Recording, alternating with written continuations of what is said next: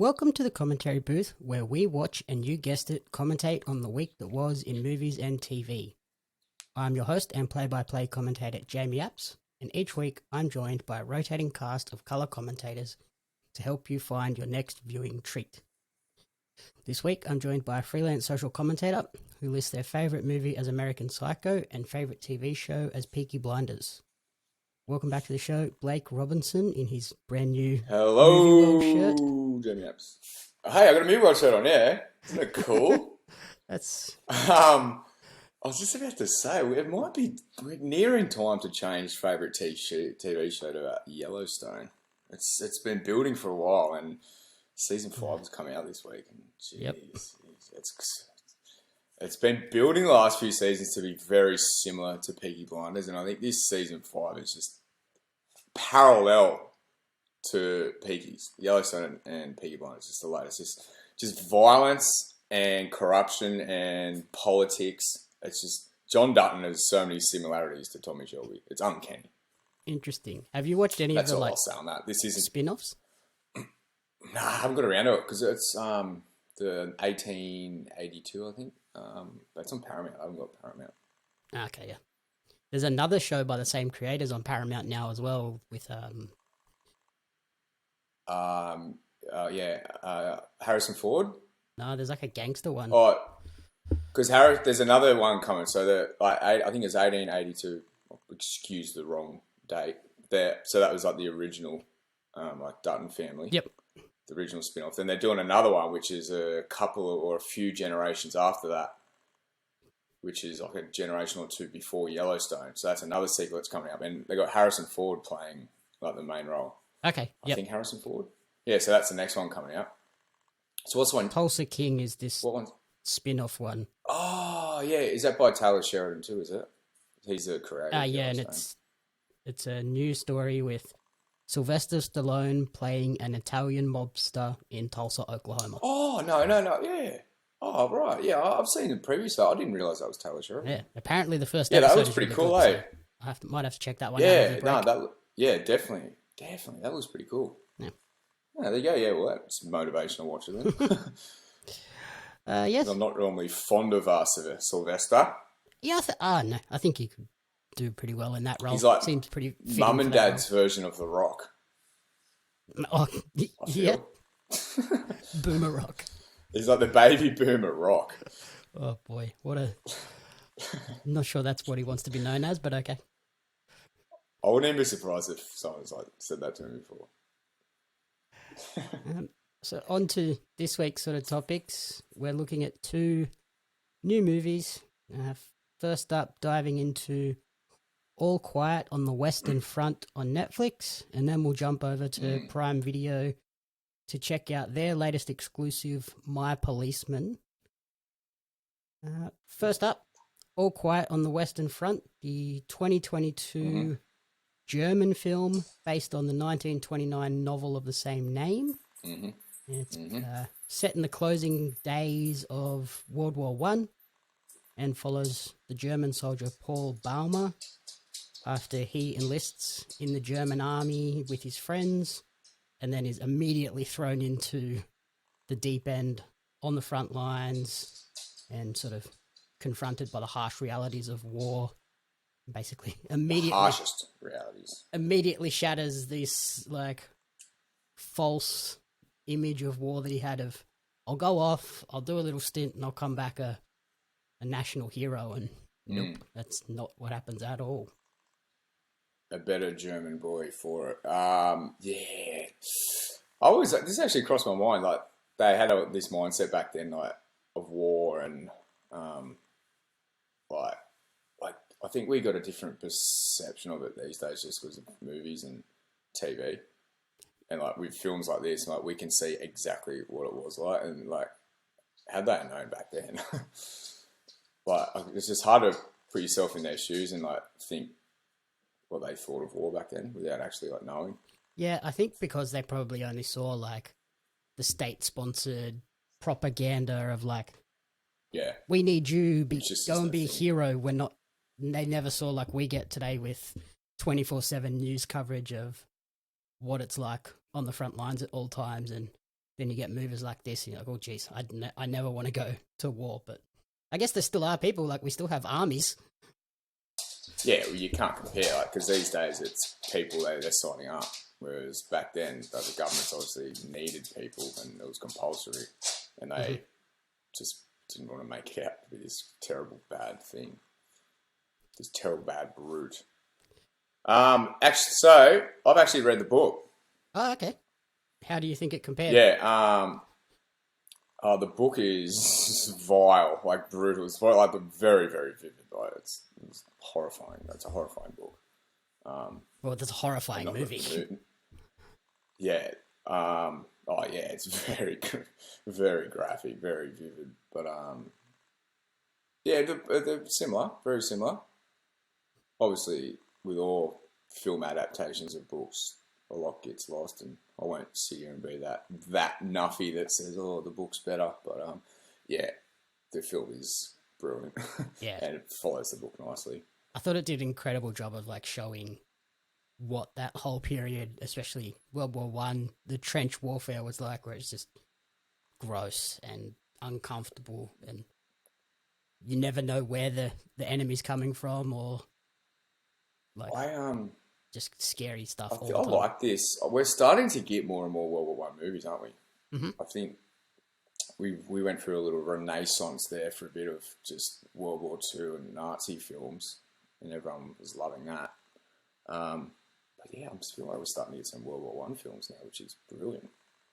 Yeah, I thought this was an amazing movie, and I guess it's kind of played out because it has been submitted as Germany's entry to the Academy Awards for Best International Film, which like I can't remember what the other nominees were, but I feel like this is going to have a pretty high chance here.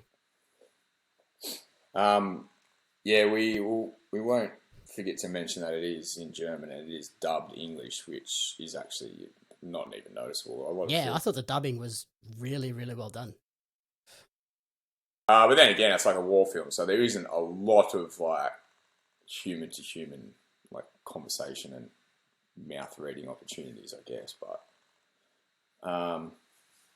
yeah, they did a good job of that, and I think it was like I said, it was graphic and vile and violent, and probably the most horrific war movie I've ever seen. Yeah. But I think that's that aspect of like European coming into it. Like a lot of these international films you see, even like the horror movies or horror series you see that are international have been dubbed, they're all just that next level, aren't they? Yep. Those international ones, like original English works, they don't really go full send like this, do they? I don't know, like 1917, was it 1917? Was that the last war movie? 1917, yeah. Yeah, they went pretty full on in that one, but this one, takes it. That was just takes it just that extra notch further. But I was surprised at the quality of this. I was a bit worried, like, oh yeah, German film, and they've dubbed it, and like, how great is this going to be? But yeah, it was an excellent film. Yeah, like very realistic. Yeah, it's like top 3 war films I've seen, I reckon. Well, yeah, I put it right at the top. Like, I thought this was phenomenal, and I immediately recommended it to my mum. I was like, watch this, like, you'll enjoy this, even if it is a German movie. Yeah, it's yeah, and it is horrifically violent, but it's not like turn off material. It's like it's like I don't know, it's like a piece of history. Like you just want to keep watching it. It's not like something vile that you're like, oh, I have to turn this off. Like, yeah, and I guess because it tries to be fairly accurate with the portrayal of the events, like it doesn't use those horrific moments for like shock or gore factor. Like it just uses them to pinpoint like this is how crazy this war and this like period of the war was, and it uses it to kind of build the emotions and the connection with the characters. Like you see why it is a made up story, a dramatization, but at the same time, it is like real events. These things did happen. Yeah, and like you see why how he goes from eager, excited, full of like pride for his country to like within a few days just being like, I don't want to be here anymore. I just want to be out, but I want to be with my friends and make sure that we all get through it. And yeah. World War One. He makes new friends along the way, and I think the most interesting thing I loved about this was like we get to see it from the other side, behind enemy lines. We get to see a different perspective of the war. Like normally, all the films we see, it's like us, Yep. Yeah, I wasn't expecting it to be allied the forces, German perspective. like our point of view, but the German perspective was great, and like it just sees them, and it was like this is big for them to like swallow that pill and make a movie out of like defeat. Yeah. Like normally it's not something they'd want to like glorify or make note of. Like we lost this war, but now they're making a movie about it and like showing their side of the story and like actually sort of somewhat taking pride, like swallowing the pride, you could say. Like we get to see their side of it. Yep. And like it immediately sort of It goes great. into the mistakes that the German side made too. Like when they first recruit these young 17-year-old boys to be enlisted to the war, like they're unknowingly given uniforms from soldiers that had been killed in battle. Reused like, uniforms. Yeah, Yeah, that was. I thought that was. He hands the uniform back because it's got someone's name on it. He's like, "Was this a mistake?" And he's like, "Oh no, that always happens. It might be like someone handed it back as the wrong size, just rips the tag off." But yeah, Yeah, but us as viewers know it's a dead soldier's uniform that they've reclaimed, washed, and repurposed. I was curious after seeing that how many Germans died in World War One. Do you have any idea, ballpark? Do you want to have a guess? Oh, not off the top of my head. It's probably a lot. 1.7 million Germans died in World War One. Jesus, It's German soldiers, yeah. that's full on. It's an unfathomable amount of people, eh? Yeah, that's ridiculous. And like, did you notice anyone in this film? There was one particular actor who I recognised. I'm like, is that him? no, I've got the cast list here, but none of those names Daniel jump Bruhl. out at me. Daniel Bruhl he plays Nicky Lauder in Rush. He's the alienist. He's also plays a Nazi soldier in Inglourious Bastards. Huh. Wow. Mm. Nice. So it looked like him. I was like, oh, surely not. But yeah, it was him. Lo and behold. Cool. Yeah, I didn't pick up on that. I just suits that role. Yeah, suits that role perfectly. I thought they were all just kind of random German actors that I didn't know any of them, but I thought they all did a fantastic job. Particularly the kid Felix was the lead. Great. What's his name? Felix Camara. He was awesome. Yeah, I looked him up too, and he hasn't got any other recognisable works, or if any. But yeah, he did excellent, didn't he? Yeah, I think this could be a breakout for him. It'll all depend on what his sort of English is like, I guess. Yeah, true. What did you make of the backing sounds? Like, because there was this constant score. like backing audio of the score of this like organ sound that they played in like dramatic moments, like constant throughout the film. I thought that was just really set the mood. Yeah, like just every time they played that or whatever it was. Yeah, it was just brilliant. Humming noise in the background that just kind of makes you feel uncomfortable, which I think is what the purpose was. And like it was captivating, like really like you set yourself back, and I thought, oh, hang on, something full on's gonna happen here. It was very dramatic. Yeah, it's just really well put together all together. And even the sort of B plot with the like higher up generals and stuff trying to negotiate the end of the war. I thought that was really well done as well, because that was the main point. What's like the whole main point of the whole thing is like this is the weeks and months leading up to Armistice Day, and I thought it was really good that they sort of added that in. Like they didn't forget about it completely. Yeah, like the negotiations and the signing of the armistice.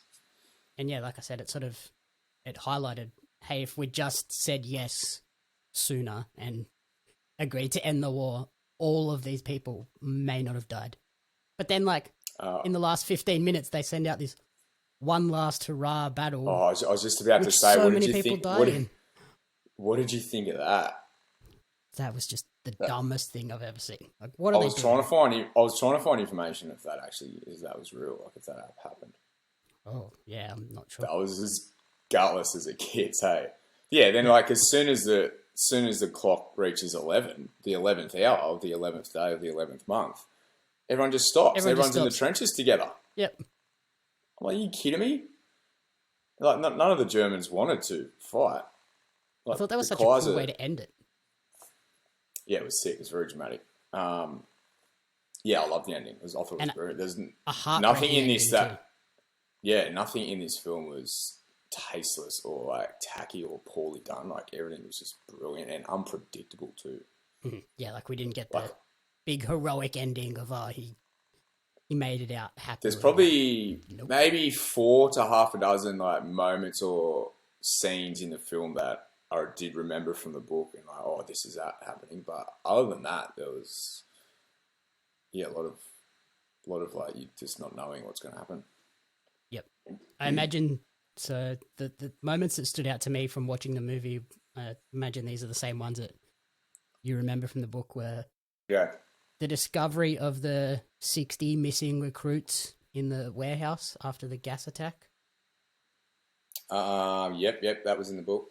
I thought that was a heartbreaking scene as well. Like all of these young kids that just didn't know what they were doing and one I was actually looking for it, and they did it pretty spot on. Was when they were breaking into the farmer's house and stealing the geese. Mm-hmm. Yep. Then they go find this little shed and they cook it up together. That was made out to be pretty comical in the book. Yep. Bit of a laugh. But there was one I was disappointed in the book. There's this scene when those 3 girls are going, like the French girls are walking across the field, and the boys are like peeling the turnips. One of them goes across and goes away with them, but in the book there's the 3 girls and there's 3 soldiers, and they see them from the other side of a canal, and they're not allowed to cross the canal because they're like they don't without a pass. Enemy lines. Yeah. So it's like without out of their jurisdiction. So at night they strip naked, swim across the canal, and like fill their boots with loaves of bread and like food and rations for the girls. And they like swim across the canal with their boots above their heads, and they get across and they like spend the night with the girls across there.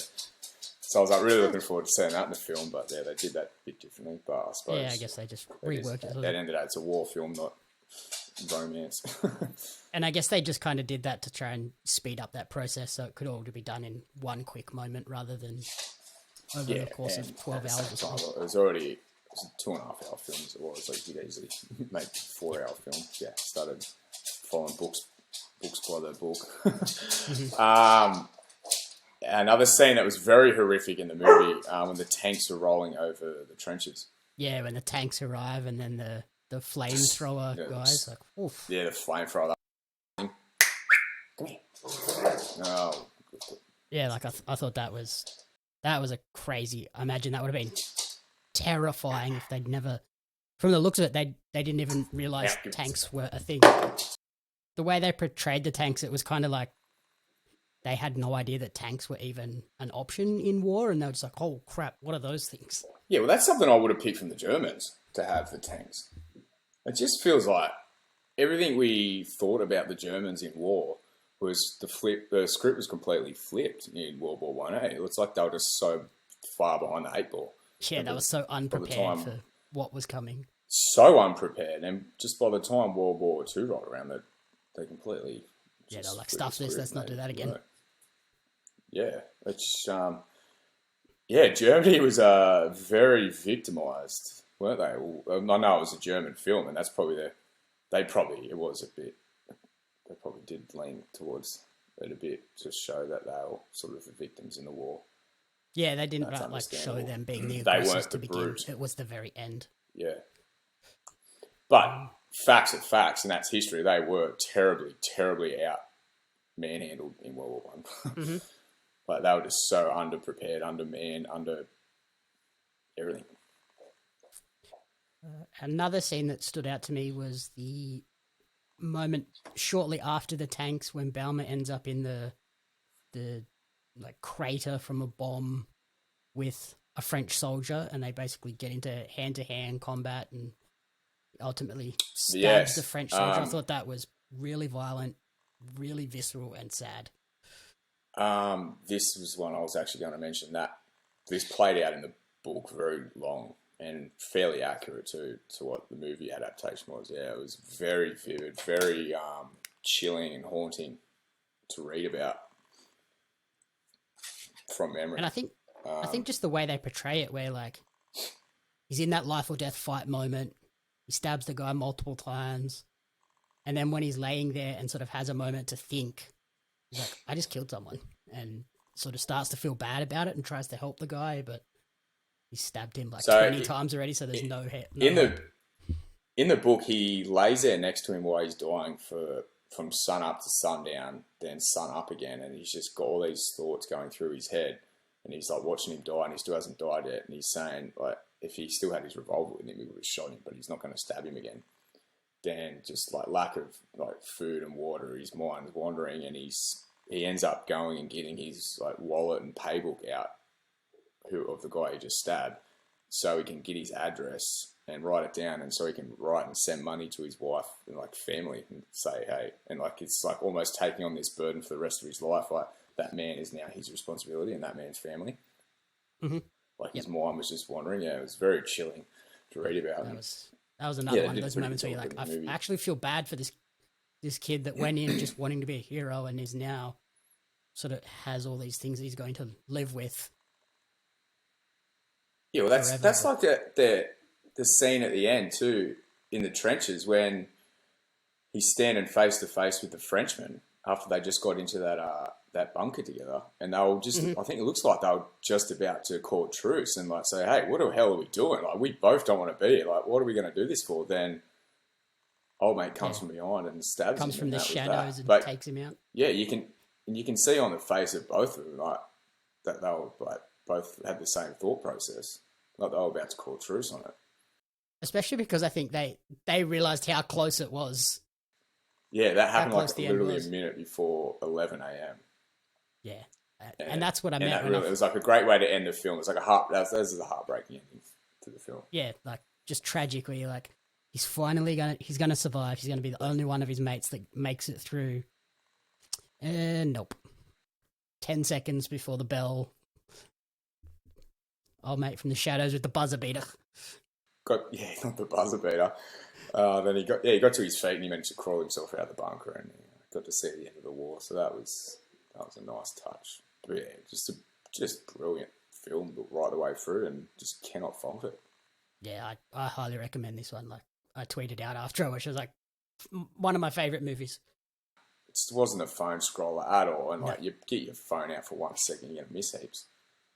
Yeah. Not a phone scroller. Bit of trivia, this is the third time they've adapted that book for the big screen. Is that right? Yeah, I'm not surprised. It's Lewis Milston, notorious war novel all the time. Lewis Milston directed a version in 1930. Then Delbert Mann directed another one in 1979, and now this one by Edward Berger. And I haven't seen the previous two, but if they're anything near this one, they're probably must-watches as movie buffs. 1930 might be a bit hard to go back. Yeah. 1979 is probably not bad, though. Yeah. Yeah, I'd be curious for sure. This one is also the most expensive German film on Netflix, which was... You can tell the production. I think you could tell. It's incredible. Just like the cinematography is so good. Yeah, I stumbled across a clip on YouTube about behind the scenes. But that was before I watched it. I'll go back now and watch how they made it, and like on the front, like I'd be interested to see. Yeah, like some of the screenshots I've seen, like, they're like artwork worthy. Like print those out and put them up as like big art. Hang them in the Louvre. Like watching behind the scenes footage of film in 1917 is just fascinating. It's like the same sort of thing. It's like how they do that. Yeah. And it must take actors, directors, just people working on the film to dark places filming these scenes, surely. Oh, especially this one. Like there's some tough moments. I've always said like filming war movies, like getting all the gear on, like replaying all these scenes, getting in the trenches, even though you're filming a movie and it's not real, like it must just feel so real. Oh yeah, especially this one when you're slodging around in muddy trenches. Slodging around. Like oof. Yeah, and you just can't even fathom what they actually went through. One fun little trivia moment that I read up on after watching the movie was at the beginning when we're shown the 4 or 5 friends sort of putting on their uniforms for the first time and marching along, singing the song. Yeah. As the camera pans across the group, it shows them in the order that they then go on to die in the movie, which I thought was There's cool no little... way you picked that up. No, I read that. I was like, I thought back and I was like, yeah, it goes like, it pans right to left. Is that coincidence, do you reckon? That's the order. No, that was definitely intentional. Some absolute nerd has picked that up. Yeah, it's like so good. Like, yeah, it spans across and goes Ludwig, Krop, Franz, who dies off screen, and then finally Paul at the very end. Like, pans across them, they all end up dying in that order throughout the movie, and cool little fact. Yeah, So, yeah, that is a cool fact. That's kind of need to go back and rewatch it just to pick that up again. Yeah. Oh, I'd actually watch this again. I don't know if I could put myself through that though. Like, oof. I would watch this again though. Yeah, it's a great film. If Mum follows my recommendation and chucks it on one night, I'll be like, okay, I'll sit down and rewatch this. It's like one of those films too, like where you've watched before when it's like pretty hectic, then you watch it again with someone who hasn't seen it. It's like it's cool to see their reactions. Yeah, you're kind of just looking at them, waiting for like what's about to happen. Like goggle boxing them. So yeah, highly recommend checking this one out. Like, yeah, it's a big one. If you haven't, like, I'm surprised it's not higher up on the trending now on Netflix. I think. Yeah, same. Like, it's obviously. I think the German language is putting a lot of people off. Even though, if you watch the dubbed version, like I did, you would have no idea. The dubbed version. And also, this has obviously been released in line with Remembrance Day, surely. Like, yeah, I would imagine so. Or Netflix has intentionally put it out then. Yeah, it'd have to be. Yeah. But yeah, it's brilliant. And then transitioning over to Prime Video for their latest exclusive movie, which... Slight change of pace. Yeah, change of pace, but also like historical as well. Historical. The romantic drama based on the 2012 novel of the same name, My Policeman, set simultaneously in modern day and 1950s Brighton. The film follows a love triangle between Tom, Marion, and Patrick. Tom just happens to be a policeman in 1950s Britain. He falls in love with a school teacher, but is also in a secret same-sex relationship with the museum curator, Patrick, in spite of homosexuality being illegal at the time. What did you think of this one, sort of, before we dive in? So, first up, I had no idea what this is about. I actually didn't even watch the trailer, but I'd heard about it, and I just like Harry Styles, so I just wanted to watch it.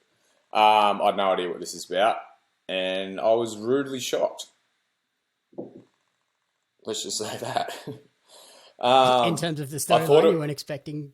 Yeah, nah, so I had no idea what it was about. And someone said to me, like, they heard it's very Brokeback Mountain, and I can support that argument. Yeah, there's a couple of moments. It's very Brokeback Mountain. But yeah, at the start, I was like, this is going to be a bit of a slow burn. I was not sure if I was going to be able to get through it. It was very boring at the start. It does start very slow. Very It's a slow burn. It needed full commitment. And I was like, oh, like Harry Styles was the only thing getting me through this. And I was just very confused about what was happening with like current times, then flashing back to like the 50s, which is where Harry Styles features as young Tom. Mm-hmm. My biggest concern with this was it just felt like two different films, and the modern day version was just the acting just wasn't up to standard for me. It just seemed a bit tacky. Like, to be fair, the acting throughout isn't the best. No, it's not. Like, Harry just carries this film. I thought he's brilliant. I thought David Dawson as young Patrick was also really good, but yeah, everyone else was kind of just like, whatever.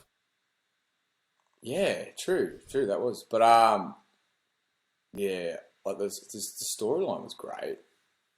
Like the plot and everything was brilliant, I thought. Yeah, I don't know. People saying this wasn't Harry Styles, that this was his worst film.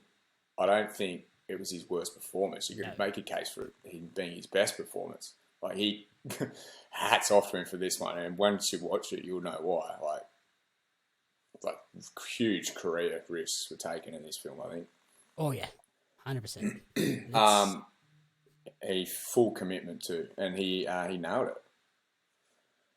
Did very well, and you can't say this is. You could say this is his worst film, yes, but definitely not his worst performance in a film. Yeah. So yeah, like you were mentioning with the sort of two separate storylines, like in the modern day, we've got Tom and Marion still together.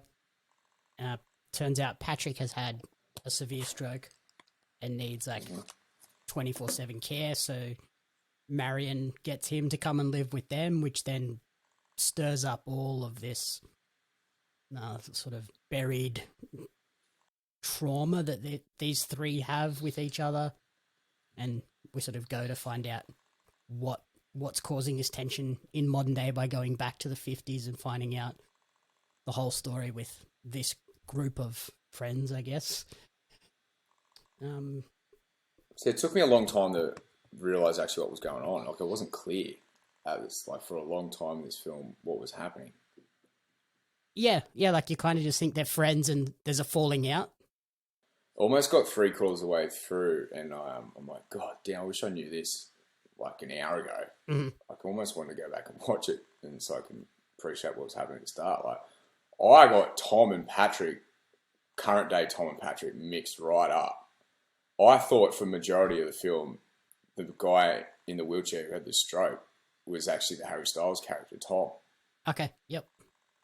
And once I realised, I was like, you're kidding. Like, how the hell have I mixed this up? And it just wasn't clear. Yep. It was... yeah. The jumping backwards and forwards is a bit weird, but like, I think once you get to the end, it all sort of makes sense, but how many people are going to make it through that first hour before they go, done with this? I think this the general mood right the way through is heart. It's like slow. It's like a heartbreaking film right the way through. And you got to be in a mood to watch it, and it's just building up to be really sad. You can tell. Yep, like by the end, it's constantly heartbreaking, but building up to be really sad. By the end of it, I enjoyed like my experience with it, but I'm not like. Yeah, I actually didn't hate it, man. But like the first 45 minutes, I was like, oh my God, this is so slow, and it's like a little bit heartbreaking. I'm not really in the mood for this, and give me more Harry Styles. Then once, it really started getting into its work, I was like, hey, this is actually not too bad. And when it finished, I was like, that was actually a pretty great film. Like, I'm obviously going to pick it apart for bits and pieces, like the tacky acting I didn't really like towards the end. Like that scene at the end with Marion and Patrick. Was it Patrick? Tom, when they're arguing and she leaves, I thought that was so cringe. I couldn't wait for that to be over. Yeah, that was so weird. Like she just and like the taxi's waiting out the front. Yeah, that's weird. And like her bag's packed somehow, and it was just really awkward. I was like, oh, this needs to be over. This isn't doing the film justice at all. Yeah, like I enjoyed it, but I'm definitely not raving about it or eager to rewatch it. No. Emma Corrin as young Marion was decent. Emma's probably most notable for the most recent portrayal of Diana in The Crown. I think that's probably going to be a better sort of example of. Yeah, I didn't know anyone else in this other than Harry. What did you think of like the relationships between the three characters? I didn't really feel like any of them were all that real or believable. They're kind of just there.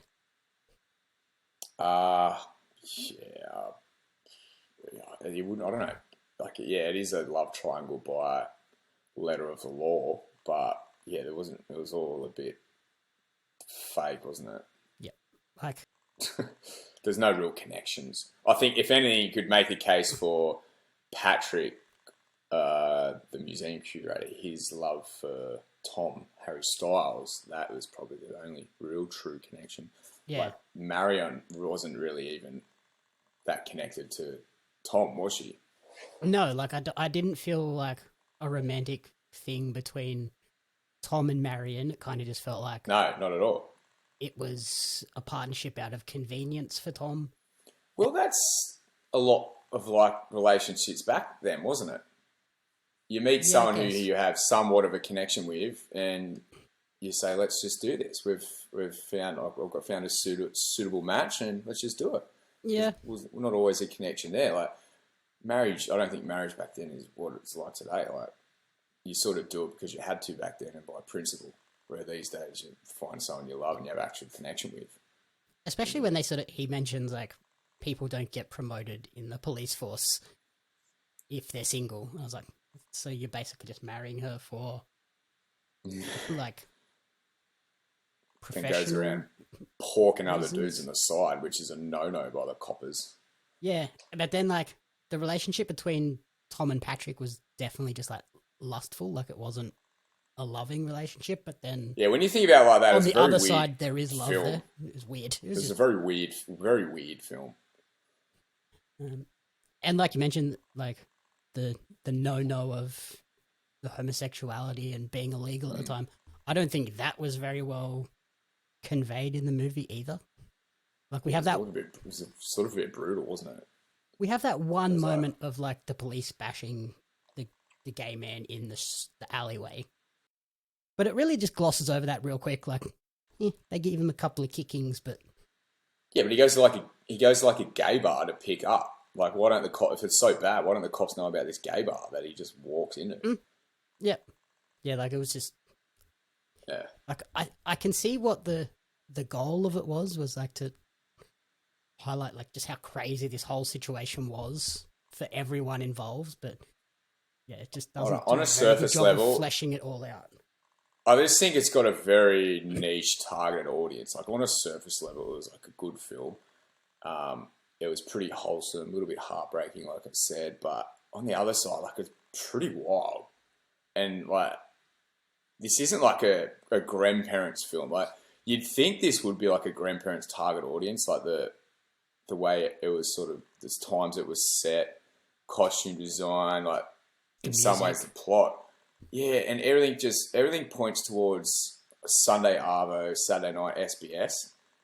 But at the same time, your grandparents are going to turn this off as soon as it gets into its raunchy work. And it gets Like, pretty full on. I think the only people that could enjoy this film are like fans of Harry Styles. Like that's the only reason I watched it. Yep. Like I would have hated that movie if Harry Styles was in it. Like it would have gave me no incentive to watch it and like continue watching it. Yeah, especially 30 minutes in and hardly anything's happened. It's just like, well, Like whatever. it's just like it wasn't like it was a good enjoyable film, but I enjoyed it because of Harry. But like I said, it's like it wasn't a great movie. Like there's so much wrong with it. Yep. Yeah, and like even some of the like when the music was playing, it just didn't fit with what was being shown on the screen either. Like even when the police are bashing that guy, it's just like 1950s happy pop music in the background. Like what? Isn't like Brighton just a strange part of the world? Like English beaches and English coast. It just Shout out to all rocks our and English cliffs. listeners out there. It's just every movie. Like I'm sure it's like that all the time. Anyway, but it's just Brighton just seems so gloomy all the time, and just that I don't know. It's depicted in every single film the same, and just not appealing, is it? I It did just like the reminds me like of concrete fish and walkway chips. thing along the bottom of the cliffs on the ocean. I was like, that's cool, but everything else was a bit weird. Yeah, I'd love to know more about the novel that this was set on. Yep. And that might give me a better understanding of why this film was made in the first place. And I'd love to know more about why Harry took this role. That's probably the bigger question out of this. Like he's read the script and what's he thought here. Yeah, I don't know. Interesting. And it was I did obviously read filmed at the same time as like Don't Worry Darling, like surely. very close. Yeah. Like they came out at the same time. So I thought that was a bit weird. And or why he's been doing like a world tour for the last 3 years. I guess it was just a period where he was trying to do like really serious roles, where he was doing the Don't Worry Darling role and then trying to do this one, like be a real dramatic actor rather than just like he'd just come off Eternals as the big Marvel action superhero thing and was like, no, I'm going to now go and do these proper, dramatic, serious roles. I don't think anyone can say a bad word about Harry Styles as an actor, and he's just a natural. I think he's just a born performer. He's such a good actor. I think no bias. In terms of the book, I did read that it's based on the true relationship between E.M. Forster, the writer, and a married policeman whose name was Bob Buckingham. So I think the book might See, actually that makes be really complete sense if it's based on a true story. Yeah, like I think it's very loosely based on a true story, but I just think, I guess the film it's just picked up by wrong people then. Like, it could have been done heaps better. They've used Harry Styles as leverage, I guess. Yeah, as 100%. their selling point. I imagine they paid him a lot because they knew it would get eyes on this movie. Yeah, because without him, this is a terrible film. Yep. If you know what I mean. Even though I said it's like a pretty good film, realistically, it belongs to SBS on a Sunday afternoon. It's a total it's a streaming slow movie. burn. Like, yeah, 100%. this would have tanked massively in the cinemas. A few people would have went and saw it, like the Harry Styles fans, and been like, "Nah, don't bother. Go and watch something." You would have been disappointed if you left the house, found a park at the cinema, spent $30 on some risked popcorn, risked life and death to go see this. You would have been disappointed. Yep. But I didn't really care. I was doing nothing on a Sunday night. I was watching it on my lounge. Yeah, I watched it. Having a bit of a scroll. This is a bit of a phone scroller for me. Yep.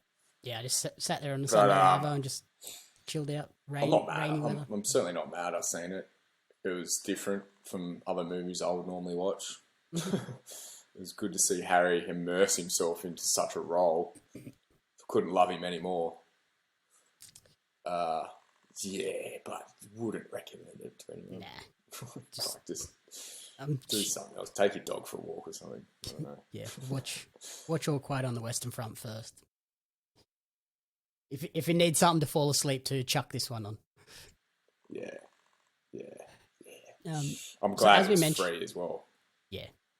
Not as we like mentioned, $4.99. Harry Styles has done 4 movies. I thought we'd do a fun little ranking. I can only name 3. Yeah.